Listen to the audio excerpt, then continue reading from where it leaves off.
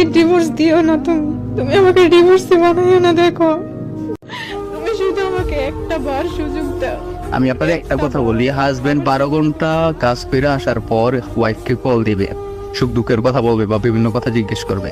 ওরে সন্ধ্যা 6টা বাজে আমি কল দিলে বলবে হ্যাঁ বলো কি হয়েছে। প্রথম শব্দটাই হচ্ছে ওর এটা। মনে হয় যে সারাদিন কাজ করছে, আমি সারাদিন বাসায় শুয়েছিলাম। আমি বলে এইভাবে কথা বলো, ভালো করে কথা বলো। কথার ভাষা এতটা খারাপ হবে আপনাদের সামনে বলতে চাইতেছি না। তারপরে 6টার পরই আর ঘুমাইছে পরে 6টার পরই আমি ঘুমাই যাবো বলে ডাটা ফট করে বন্ধ করে। আমি যদি বেশি কথা বলি, কথা বলতে দেরি আছে, আমার ব্লক দিতে দেরি নাই, কারণ আমি দেখে আমি কিছু করতে পারবো না। এমন অবস্থা হয়ে গেছিল যে আমি এই দেশে মারা যাবো, এমন একটা অবস্থা। তারপর তো আছে এই ছোট ভাইয়ের সাথে তো এই কাহিনী করছে। তারপর আমার থেকে বড় 10 বছরের, সে সৌদি থাকে, সে তার সাথে কথা বলে, ওই ভাই ওরে জান কলিজা বলে ডাকে, ওই ভাই থেকে সে টাকা আনে, এইটা আনে সেইটা আনে।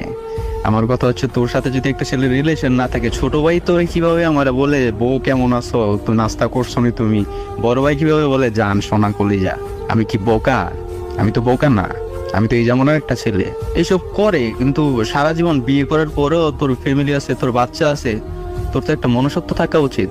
কিন্তু এই মনুষ্যত্বটা ওর ভিতরে নাই। আমি ওরে হাজারো বার বোঝাইছি, এই 2 ঘটনা জানার পরও আমি মাফ করছি। মাফ করে ওরা আমি বলছি যে তোমার যা হয়েছি, আমি আমার সর্বোচ্চ 1 বছর সময় লাগবে, এই বছরের শেষের দিকে হয়তো আমি বাড়িতে আসবো। তুমি আল্লাহর দিকে তাকাই, আমার বাচ্চার দিকে তাকাইয়া তুমি আমার বাড়িতে যাও। আমি আসার আগ পর্যন্ত তুমি আমার বাড়ি থেকে যাও না। আর যদি আমি আসার আগ পর্যন্ত তুমি আমার বাড়ির থেকে তোমার বাপের বাড়িতে যাও, তাহলে কিন্তু তোমার আমি ছেড়ে দেবো। আমার কি বলে, তুমি যদি আমার ছাইরাও তো এটা আমার পক্ষে সম্ভব না। আপনার বাড়িতে থাকা সম্ভব না? না, সম্ভব না। এই বাবার বাড়িতে থাকবো, এটা পক্ষে কোনো সম্ভব না। বাবার বাসায় গেছে আবার, ওরা আমি অনেক রিকোয়েস্ট করে ওর হাতে পায়ে ধরে, বউ সোনার লক্ষ্মী, ওরা আমি ভালোবাসা দিয়েও আমার কাছে রাখার চেষ্টা করছি, ভয় দেখেও রাখার চেষ্টা করছি। মানে ওরা আমি এমনও বলছি, দেখ তোর কাবিনের টাকা 1.5 লাখ টাকা, এটা আমার 1 মাসের বেতনও না, আমি তো ছাড়িয়ে দিতে পারবো যে কোনো সময়। এইভাবেও চেষ্টা করছি, এইটাও হয় নাই। এখন আমার কাছ থেকে 3 লাখ টাকা দাবি করে, আমার কাবিন 1.5 লাখ টাকা, আমি তোর 3 লাখ টাকা কেন দিব? বলতেছে আমার জীবন নষ্ট করছে। আমি যদি বলি ও আমার জীবনটা নষ্ট করছে। তো আরেকটা সবচেয়ে ইম্পর্টেন্ট কথা বলি, হাজবেন্ডের প্রতি ওয়াইফের যে একটা ভালোবাসা, যে একটা কেয়ার, কোনোদিন আমার জিজ্ঞেস করে না তুমি কেমন আছো, তুমি কি খাইছো, খাওয়া দাওয়া করছো কিনা, তোমার শরীর কেমন।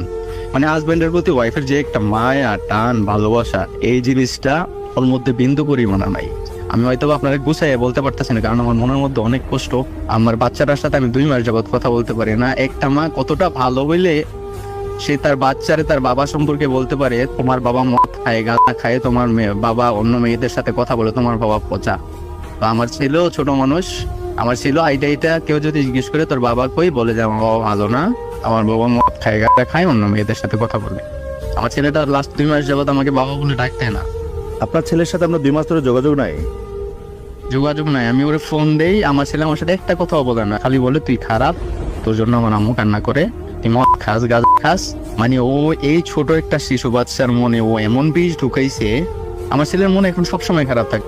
ওর ব্যবহার এতটাই জঘন্য, যেই মার জন্য তোরা আমি রাখলাম, ও যতবার ফোন দিবে শুধু আমার মা বাবার বদনাম, শুধু আমার মা বাবার বদনাম। আমার মা বাবার বদনাম কেন করে? আমার মা বাবা দেখে ও এই চিপায় দাঁড়ায় কার সাথে যেন ফোনে কথা বলে, ওই চিপায় দাঁড়ায় কার সাথে যেন ফোনে কথা বলে, বাজারে যায় আব্বা আম্মারে বলে যায় না। তা আমি যদি বলি আব্বা আম্মারে কেন বলে গেল না, বলে তো আর কি আছে। প্রচুর ঝগড়া হইতো আমার সাথে। আরেকটা পাগলামের কথা বলেই নাই, ওরা কিছুই বলা যায় না। ও নিজের মাথা নিজে দেয়ালের সাথে বাইরেই তো। আমি এই কেমন মানুষ, মাথার মতো ফাটার অবস্থা, এমন একটা অবস্থা।